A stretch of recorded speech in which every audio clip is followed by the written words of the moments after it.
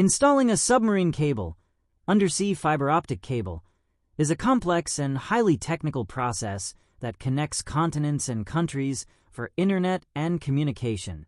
Here's a clear breakdown of how submarine cables are installed. Step by step. How submarine cables are installed. Powered by some PIMO'S. Route planning and seabed survey. Experts map the ocean floor to find the safest and smoothest route.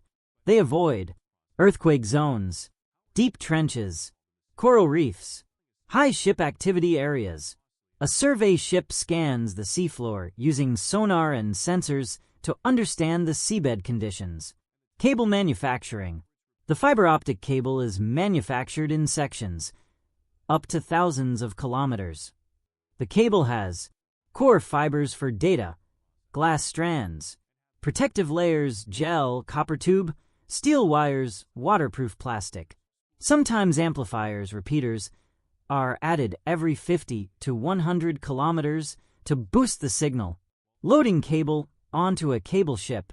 The manufactured cable is carefully wound onto large drums and loaded into the cable-laying ship. Special handling ensures the cable isn't twisted or damaged. Laying the cable on the ocean floor. The cable ship sails slowly along the planned route. It lays the cable gradually, letting it sink to the seabed under its own weight. In shallow or busy areas, a special plow buries the cable 1 to 2 meters under the seabed to protect it from fishing gear, anchors, natural disturbances. Installing repeaters. For long-distance cables, signal repeaters are placed at regular intervals.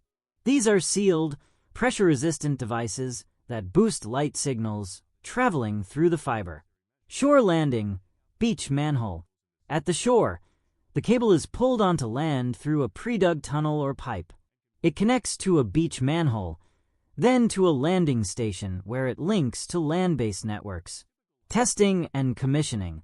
Engineers test the entire cable to ensure no breakage, proper signal strength, secure connections at repeaters.